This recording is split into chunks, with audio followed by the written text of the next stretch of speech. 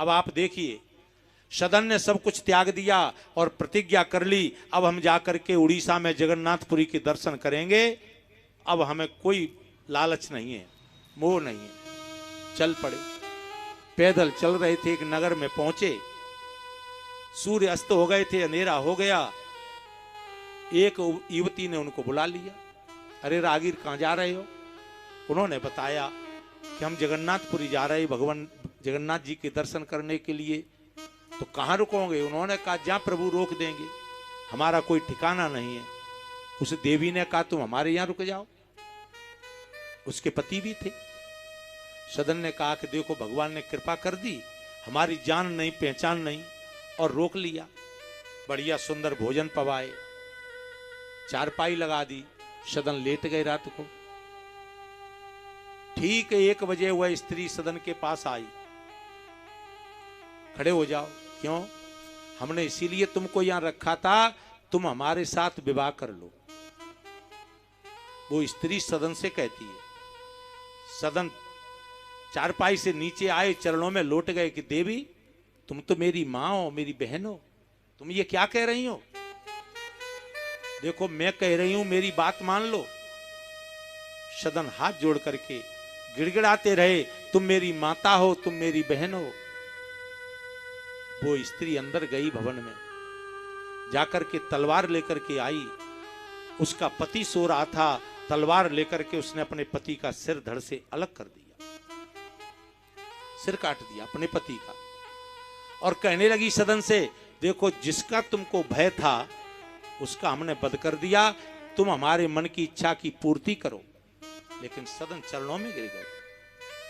हे मां, हे बहन, तुम ये क्या कह रही हो? तुम हमारी माता हो, तुम हमारी बहन हो। उसने कहा देखो हमने अपने पति का वध कर दिया, अगर तुमने हमारी बात अब नहीं मानी तो हम अपना नारी चरित्र तुमको दिखा देंगे।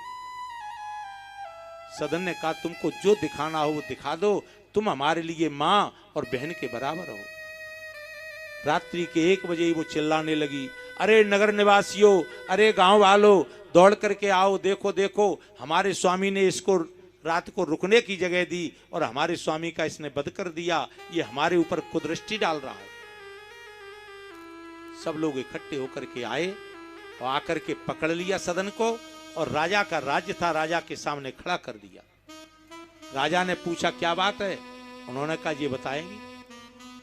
वो स्त्री को बुलाया गया। स्त्री ने कहा कि हमारे स्वामी ने इनको रोक लिया रात के लिए, भोजन पवा दिया, लेकिन रात को इन्होंने मेरे ऊपर कुदृष्टि डाली और मेरे स्वामी का सिर धड़ से अलग कर दिया तलवार से इनने।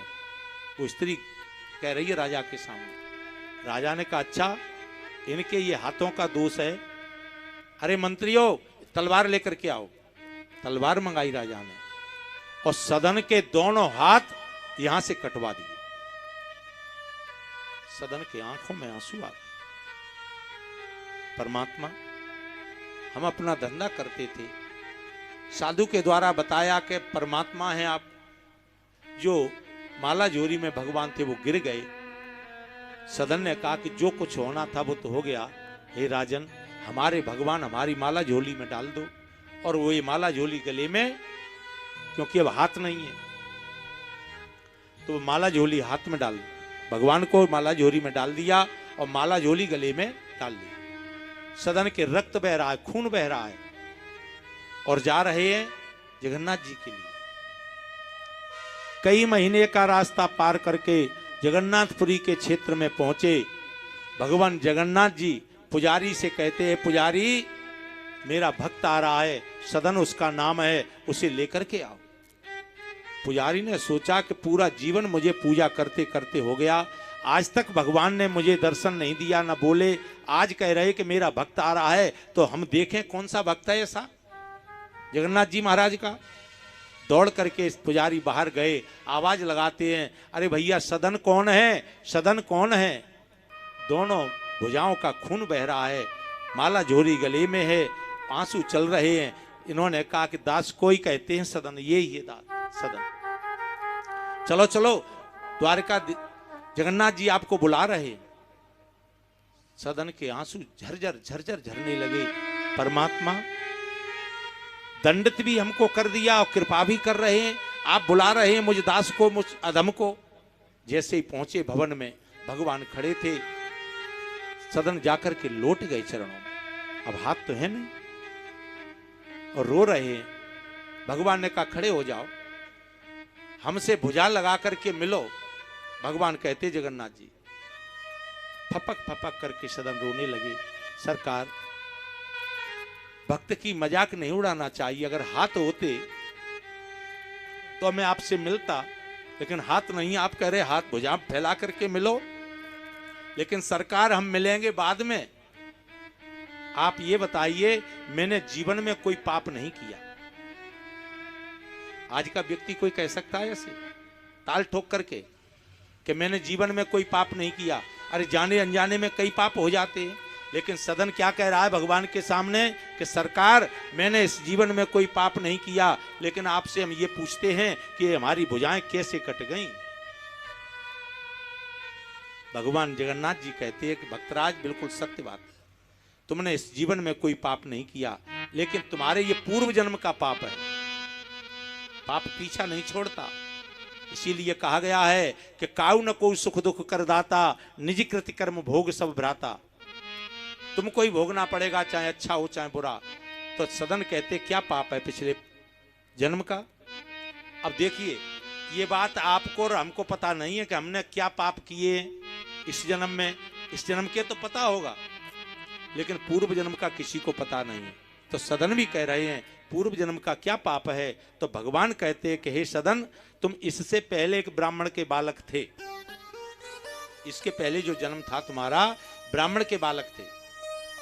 और ऐसे नहीं, भगवान के भक्त थे, परम प्रिय भक्त। और भगवान शंकर जी की तुम पूजा करते थे। एक दिन क्या हुआ, तुम भगवान शंकर जी की पूजा करके लौट रहे थे, ब्रह्मचारी थे। ब्रह्मचारी का तेज था तुम्हारे अंदर, और तुम पूजा करके लौट रहे थे। एक कसाई ने गाय के ऊपर आक्रमण कर दिया, और गाय तड़पती हुई आई तुम्हारे तरफ को, और कसाई ने कहा कि मेरी गाय निकल गई, पकड़ लो। तो ब्रह्मचारी का तेज बल तुम में था, तुमने उस गाय के गले में अपने हाथों से रोक लिया, गर्दन पकड़ ली, और गाय तुमने कसाई के हाथ दे दी। तो सदन, तुम्हारे हाथों का दोष था। और तुम जिस स्त्री को दुष्चरित्र मान रहे हो, वो स्त्री दुष्चरित्र नहीं थी, वो सदचरित्रा स्त्री थी, पतिव्रता थी। सदन ने कहा कि सरकार, ये आप क्या कह रहे हैं? भगवान ने कहा मैं सत्य कह रहा हूं। वो स्त्री कौन थी? जो गाय तुमने गले से पकड़ करके हाथों से उस कसाई को दी थी, वही गाय आकर के स्त्री बनी है। और जो वो कसाई था जिसने वो गाय मारी थी, वो उसका आकर के पति बना। तो गाय ने बदला लिया है कि कसाई ने गाय को मारा था, तो उस पत्नी ने अपने पति को मारा, बदला बराबर। और तुम्हारा कितना दोष था कि तुमने अपने हाथों से गाय पकड़ी थी। तो गाय ने, वो माने स्त्री ने यही बयान दिए कि इन्होंने तलवार से पति का वध किया है, तो राजा ने तुम्हारी बाहें कटवाई। इसीलिए हे सदन, ये तुम्हारे पूर्व जन्म का पाप था। तो जितना पाप होता है हमसे, उतना ही हमको दंड मिलता है। तो काऊ न कोई सुख दुख कर दाता, निज कृति कर्म भोग सब भ्राता। हे सदन, अब तुम हमारे हृदय से लग जाओ। ये तो हमने तुमको पूर्व जन्म की कथा सुनाई।